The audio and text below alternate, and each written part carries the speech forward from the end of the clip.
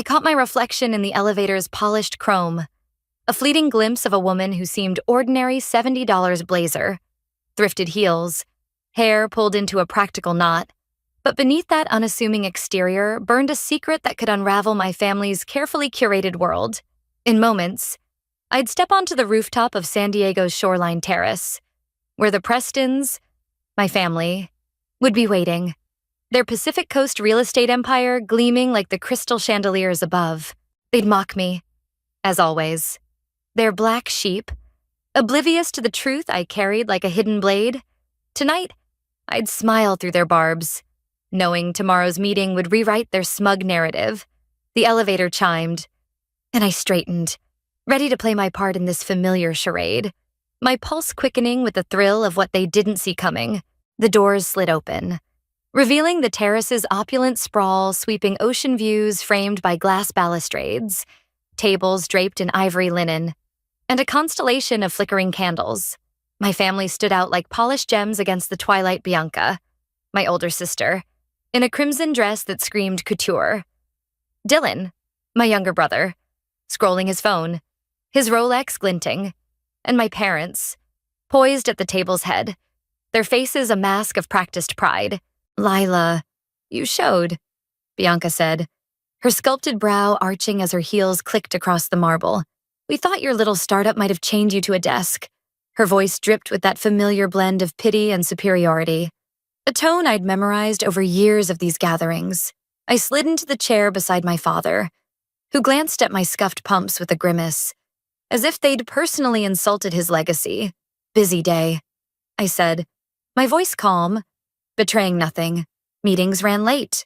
Dylan barely looked up from his screen, still shuffling papers, Lila booking conference rooms or whatever. His chuckle was careless, the kind that assumed I was still the assistant he'd known a decade ago.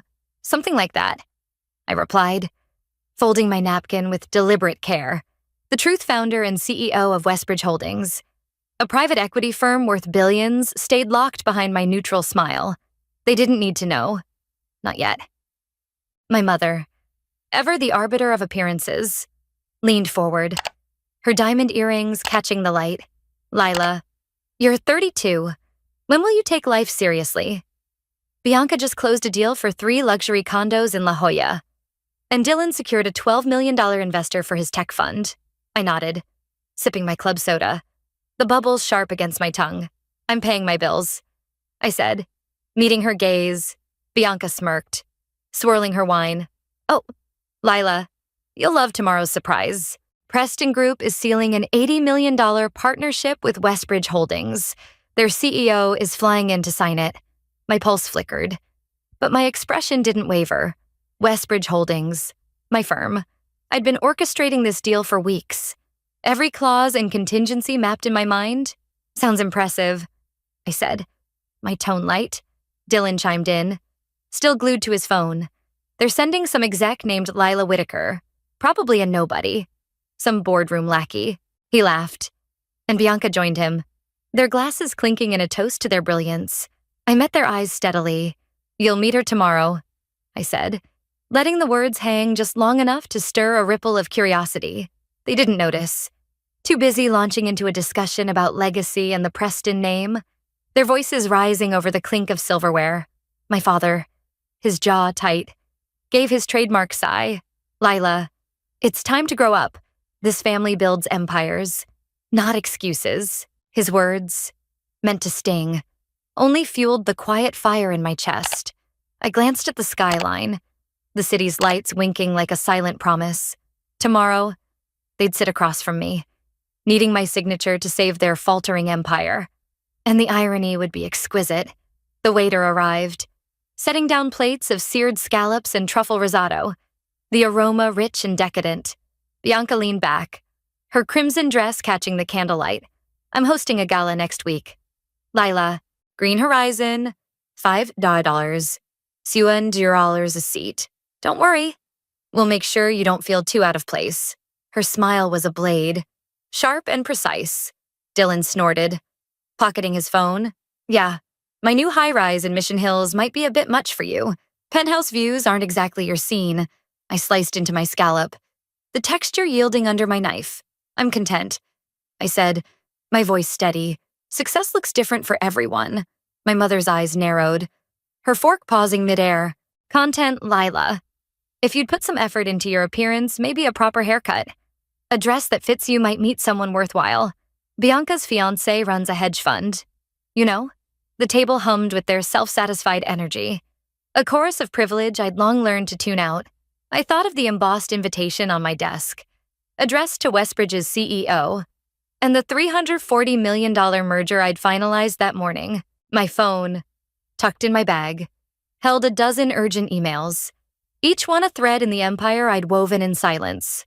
But here, I was still the invisible one, the sister who drove a Civic and lived in a modest loft in Bankers Hill.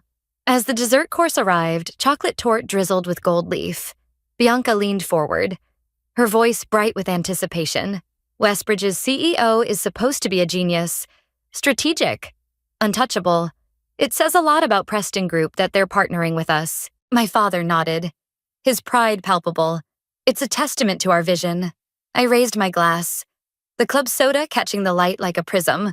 To surprises, I said, my smile faint but deliberate. They laughed, oblivious, their voices blending into the night's warm breeze. I set my glass down, my mind already on tomorrow's agenda, the boardroom where their world would tilt. They called me the black sheep, but by morning, they'd see the shepherd. The clink of Bianca's wine glass against Dylan's pulled my gaze back to the table, their laughter a polished performance under the shoreline terrace's amber glow. My family's voices wove a tapestry of self-congratulation, each thread a reminder of their blindness to my world. As they debated the prestige of their latest real estate coup, my mind drifted to a different time, a shadowed corner of my past where the seeds of my empire took root.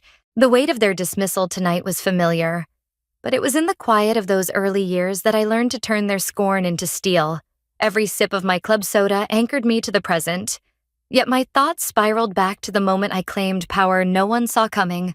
7 years ago, I was a cog in the machine of Argon Matrix, a San Diego startup buzzing with ambition but crumbling under mismanagement.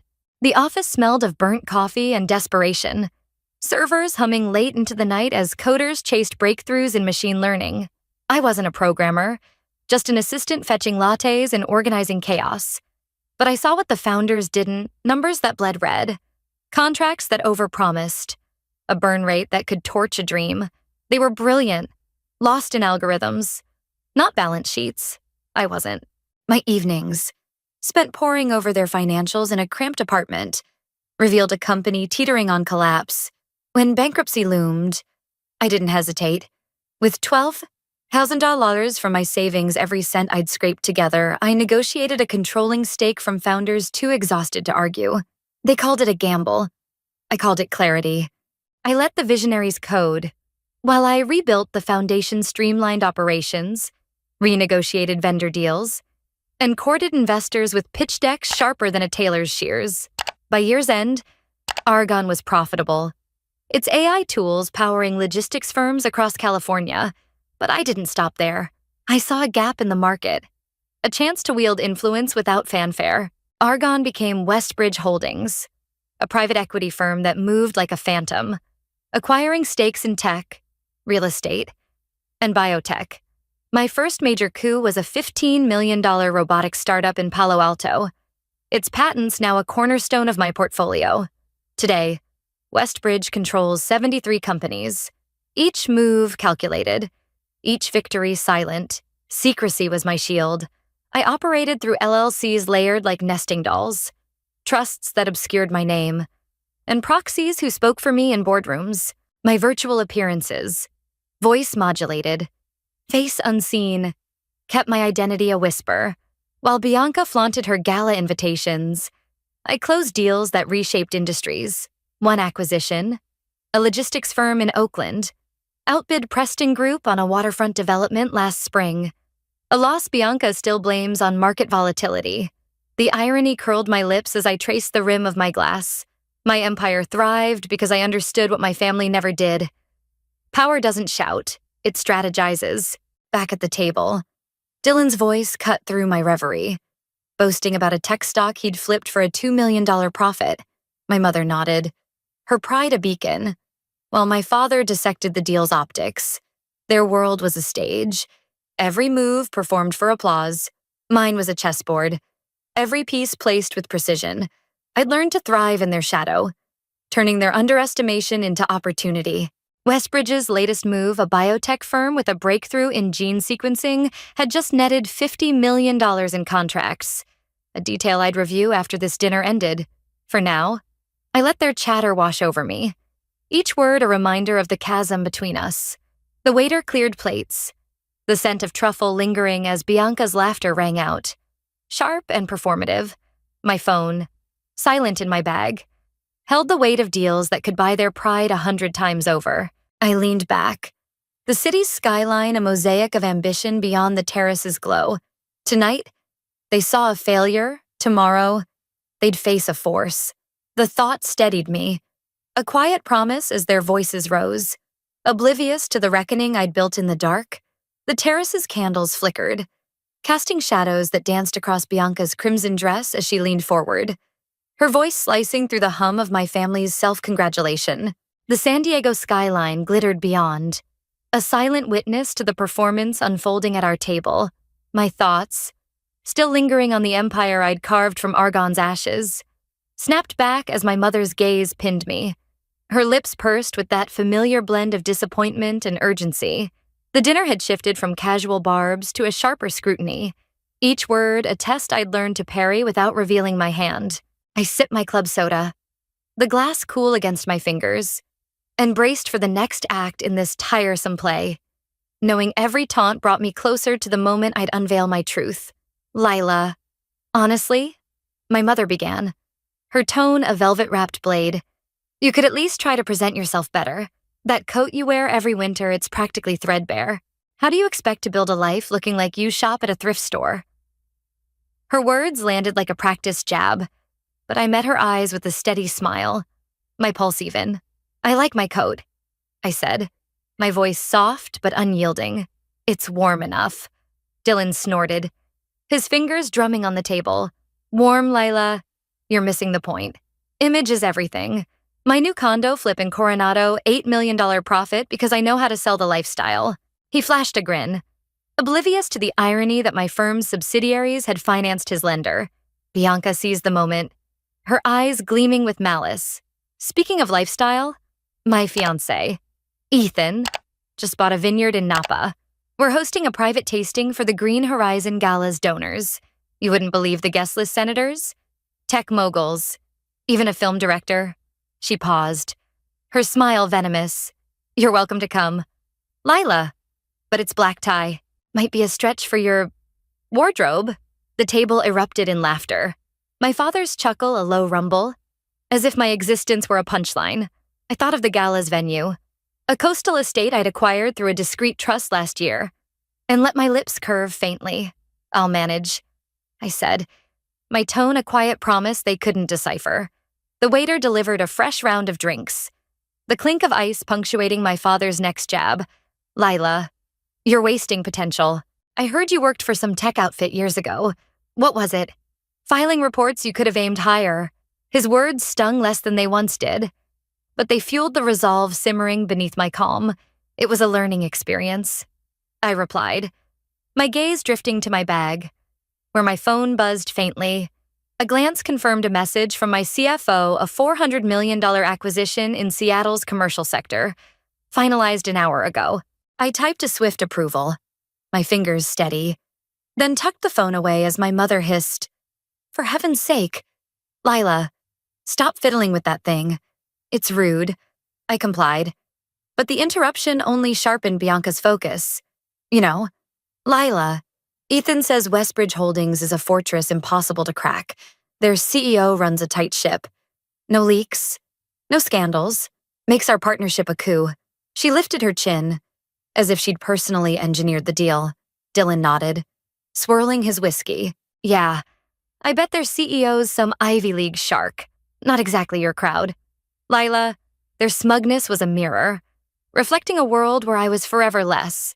I raised my glass, the liquid catching the candlelight. To fortresses, I said, my voice a silken thread. They clinked glasses, unaware that the fortress they admired was mine. As the dessert plates vanished, replaced by espresso cups, the conversation turned to Preston Group's future. Their voices a crescendo of ambition. I leaned back, the city's pulse beyond the terrace syncing with my own. Their mockery was a prelude, a final note before the symphony of tomorrow's reckoning. I excused myself, citing an early meeting, and stepped toward the elevator, their laughter fading behind me. The night air was sharp, carrying the promise of a dawn where their illusions would shatter. The elevator descended, whisking me from the terrace's gilded cage to the quiet of San Diego's streets, where my Civic waited under a flickering lamp. I drove through the city's veins, the skyline's glow fading as I reached my Bankers Hill loft, a sanctuary of clean lines and muted tones. Inside, I shed my thrifted coat, the weight of the dinner's barbs falling with it. My encrypted workstation hummed to life, its screen casting a sterile light across the room. I opened the Seattle acquisition file, skimming projections that would ripple through the market by week's end. Tonight wasn't about celebration. It was about precision. The final stitches in a plan years in the making. Tomorrow, I'd walk into Preston Group's boardroom not as their failure, but as their reckoning. I poured a glass of water, the liquid clear as my resolve, and dialed Jordan, my executive assistant. His voice, crisp despite the late hour, greeted me. Everything's set. Lila. Agreements are printed. Legals on standby. And the jet's fueled for your post-meeting flight to San Francisco. We reviewed the boardroom strategy section 7, 3's debt clauses, Preston Group's over-leveraged loans, and Bianca's inflated projections, which I'd quietly corrected through intermediaries. They're bleeding $10 million quarterly, I said, scrolling through their cash flow data. They think this deal's a lifeline. It's a leash. Jordan's chuckle was a rare crack in his professionalism. They'll never see you coming. Hanging up, I crossed to my closet, where a midnight blue cashmere suit hung, hand-stitched in Milan, its fabric whispering authority. I slipped it on, the fit precise, transforming me from the woman in scuffed pumps to the CEO who'd built Westbridge from rubble.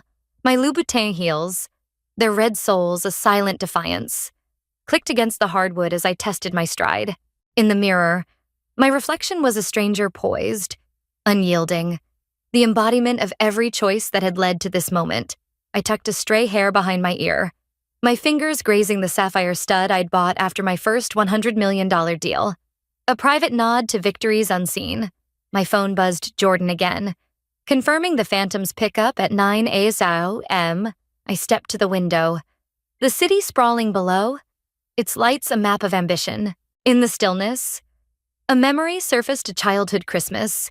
My parents praising Bianca's piano recital while my science fair trophy sat ignored. That neglect had forged me, teaching me to build without applause. Tomorrow, I'd face their shock, their denial. But I wasn't seeking their approval, only their signatures. I powered down my workstation, the screen fading to black, and slipped into bed, the suit hanging like a promise. The dawn would bring a stage where I'd rewrite their script, my silence giving way to a voice they couldn't ignore. The Phantom glided through San Diego's morning haze, its leather interior a cocoon of quiet power as I reviewed the day's stakes one final time. Jordan sat beside me, his leather portfolio a silent testament to the precision we'd honed. Langston Tower loomed ahead, its glass facade catching the dawn like a blade. I stepped out, my Louboutin heels striking the pavement with a rhythm that echoed my resolve. The lobby's marble expanse hummed with curated elegance, but every eye turned as I crossed it. My midnight blue suit a declaration of intent. The front desk agent stammered, "Ma'am, your name." I leaned forward, voice low. "Check Westbridge Holdings." His fingers fumbled, then froze as my clearance flashed. "VIP. Right this way. Ms. Whitaker," he said, ushering me to the executive elevator. The ascent to the 40th floor was a silent countdown, each second sharpening the edge of what was to come. The boardroom's glass walls framed my family like a tableau of hubris. Bianca pacing in a teal blazer, Dylan fidgeting with his cufflinks, my parents seated at the table's head, their postures rigid with expectation. Jordan opened the door at 10 a.m. sharp, and the air stilled. Their voices snuffed like candles. 4 pairs of eyes locked on me. Curiosity curdling into disbelief. Lila Bianca's voice cracked, her hand clutching her tablet. What is this? We're expecting Westbridge's CEO? My father's jaw tightened. His tone a whip. This is no place for games. Leave. Now. I set my briefcase on the glass table, the latches snapping open with a sound like fate sealing shut. I'm exactly where I need to be, I said, sliding a stack of agreements across the surface. Each page a dagger. My mother's fingers twitched toward her coffee cup. Her voice thin. Lila, stop this nonsense. I met her gaze, unflinching, and placed a business card before them. Ivory stock, black ink, my name unadorned founder and CEO. Westbridge Holdings. The CEO you're waiting for is here, I said, my voice a calm tide. Dylan's laugh was brittle, dying as he scanned the card. This is impossible, he muttered, his face paling. Bianca tore into the agreement, her nails scraping the paper. You're a secretary. Lila, you fetch coffee. I tilted my head, a faint smile playing at my lips. Not for years. I own Westbridge. I own the debt on your Coronado project. Dylan and Bianca, your gala venue. It's mine, along with half the properties you've pitched. My father stood, his chair scraping, voice a growl. Westbridge is a titan. You're nothing. Jordan stepped forward, distributing addendums with surgical precision. Read Section 8, 1, I said, my tone steel wrapped in silk. It details your $15 million quarterly losses. Masked by creative accounting, this $80 million deal isn't a partnership, it's survival. Bianca's breath hitched, her tablet clattering to the table. I've been emailing you, she whispered, through proxies. I nodded. Your numbers were optimistic, but I had the real ones. I turned to Dylan, whose hands shook. Your tech fund's loans, I hold 60% of the paper. Default. And I foreclose. The silence was a living thing, heavy and sharp. My mother's eyes glistened, her composure fraying. How could you hide this? She murmured. Because you'd have tried to own me. I said, each word deliberate. I built Westbridge from a failing startup, 73 companies strong. While you mocked my coat, I gestured to the contracts. Sign. And Preston Group lives under my terms. Refuse.